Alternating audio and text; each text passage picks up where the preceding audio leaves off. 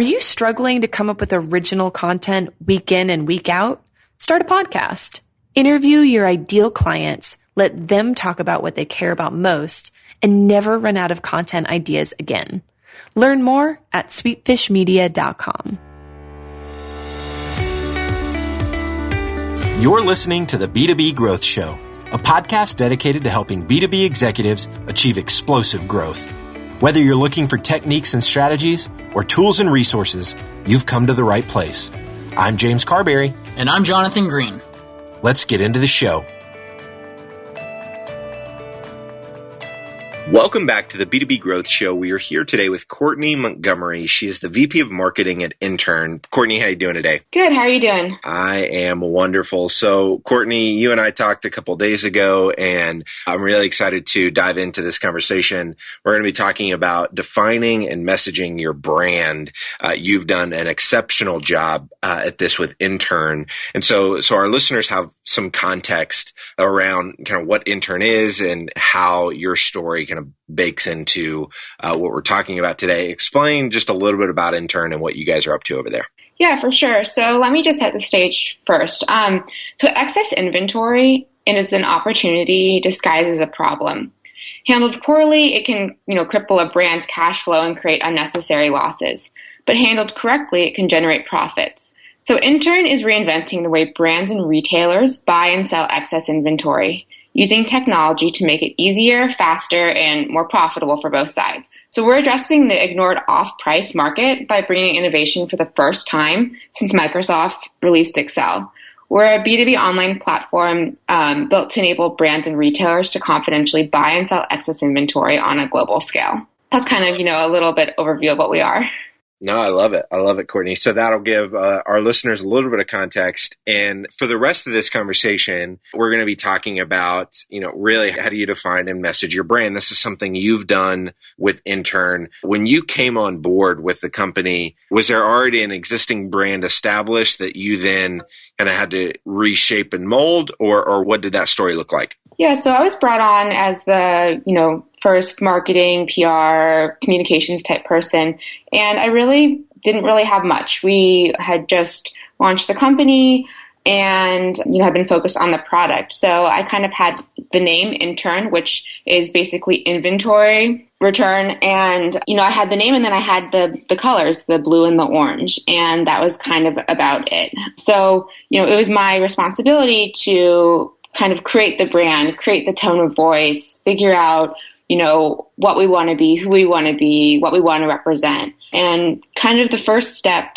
in doing that is really understanding your end customer. You need to understand what they need, how they speak, what they do, what they read, where they are basically, and then kind of figure out how you can mold your brand to fit that need in a way that really resonates with them, because you want to speak their language. So when you were in that stage of the process, Courtney, what did you do to understand your end customer? I went to different client meetings and went with the sales team to, their pitches and really, listened to the questions they asked and how they asked them. I, called different people, and I also personally have a retail background.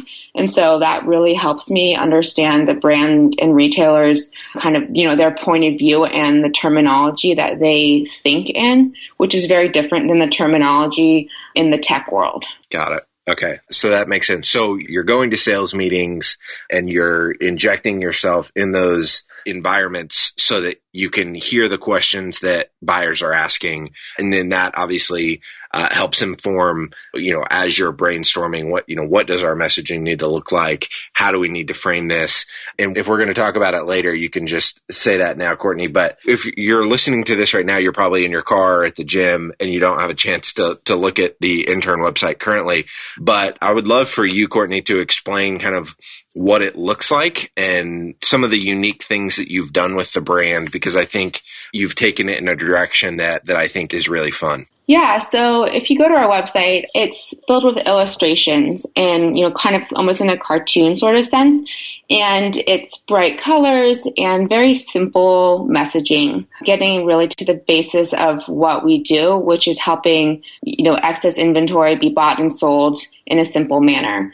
streamlined, easy workflow. So kind of the perspective, I guess, that I took was, okay, so we're marketing to, brands and retailers, and they're used to seeing more of the quote B2C, business to consumer kinds of advertising, which is the simple one-liner messaging, the, illustrations or kind of beautiful looking things. And so I wanted to turn our tech company, which is a B2B company, into something that looks and feels familiar and approachable and accessible to the brands and retailers, so that we didn't, even though we are a tech solution, we didn't seem out of touch or, scary or, too techy to understand, in quotes. So that was kind of like how I, when I redesigned the website and when I created some of our other, pieces of content, I really wanted it to be easy to understand, but also, leaving the reader, the viewer wanting to learn more. I love it. The second point that we're going to talk about beyond understanding your end customer is around consistency. Talk to us about why consistency is so important and what you've done at INTURN to really implement this. Yeah, so consistency is key, and it's key in both building your brand and, building awareness. You want kind of the same types of images, the same wording, the same colors to be everywhere and all the time, because you want someone to glance at your ad and, know, oh, that's INTURN. And a lot of brands actually have done that. So, you know when it's a Levi's ad, when it's a Calvin Klein ad, when, it's a Chanel ad kind of thing. So, and they've built that based on the similar look and feel across all branding and marketing materials, meaning that our website has a look, and that look and those cartoons are brought into our pitch decks that we take to our, potential client meetings, which then is resonated in our actual client documents that we provide them. And, in our ads on LinkedIn or in the newsletters that we send out and that we also advertise in. You kind of want to create a picture of your company as being cohesive and consistent. And so it's really, really important to have that brand awareness. And especially if you're building a startup and that's a huge, challenge to overcome, is to bring awareness to the industry, to bring, to kind of raise your hand and say, hey, I'm here and this is what I am.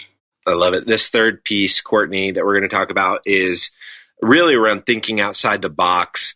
Talk to us about your thoughts on, experimentation when it comes to defining and messaging your brand. Yeah. So, I spoke earlier about how I did, quote, like customer research, and that's really helpful and all, but it doesn't give you the answers. So especially when you're doing like simple basic messaging, even just like one word difference or the order of the words can make a big difference in, how many people click on your ad or who comes to your site or who converts and says, hey, here's my email address, I want to learn more. But to, get to like the best messaging, you have to test it, do trial and error. So you do trial and error, and you just need to be smart about it. So you need to track the results and then make changes where necessary. But it's really important to keep an open mind and to try things that, maybe aren't typical, or that maybe people look at you and kind of go, wait, what are you doing? You're doing that again.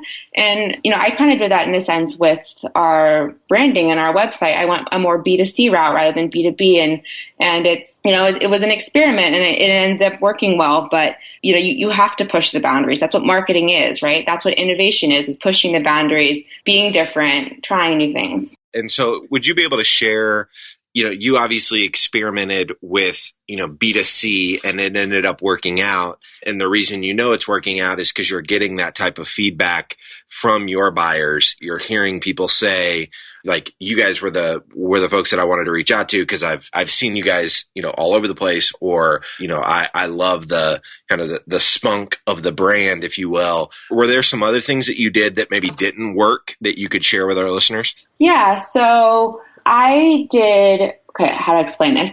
I found that doing advertisements with our illustrations actually helped with the conversion rate rather than just, doing words. So I kind of had started out originally doing advertisements or content pieces that were more heavy on content, which is great, but it didn't grab people's attention and interest. And so I ended up spending the first year, developing the brand and then making mistakes. learning that, the fewer words, the more images, the brighter the colors, the better conversion. And, so while I know that now, I didn't know that to start with. And that's why you have a marketing budget. Some of it you'll make mistakes on. And, I choose to look at them not as mistakes, but as learning points, because it's something that you wouldn't have known unless you tried it. So that's one example, I guess. And even when I kind of first put forward my idea of the illustrations and the more simplistic kind of marketing, I had, important people in the company and on our board look at me and say, kind of, what are you doing? This isn't tech. You're not making us look like tech. And, so it kind of, I guess I'm going to jump ahead, but it gets to my final point, which is, people will love your marketing. People will hate it. But once you, make your decision on the direction you're going to go, stick to it, because you can't please everyone, and you are hired for a reason. You're hired for marketing. That's your expertise, and, try it, because it doesn't hurt. I love it. Courtney, this has been fantastic. If there's somebody listening to this, they want to stay connected with you or they want to learn more about INTURN, what's the best way for them to go about doing both of those things? Yeah, so shoot me an email. It's just Courtney@inturn.co. And our website is inturn.co. And, check that out. And definitely, let me know if you want to learn more about our company or, about kind of some of the marketing approaches that I've taken. Awesome, Courtney. Well, thank you so much for your time today. This has been fantastic, so I really appreciate it. Of course. Thank you so much. If you're a B2B marketer, we want to feature you on sites like the Huffington Post, Social Media Examiner, and Chief Marketer. Every week, we send out a question related to B2B marketing. We use the responses to those questions to fuel the content we write for really popular websites. So head over to sweetfishmedia.com/questions and sign up today. Thank you so much for listening. Until next time.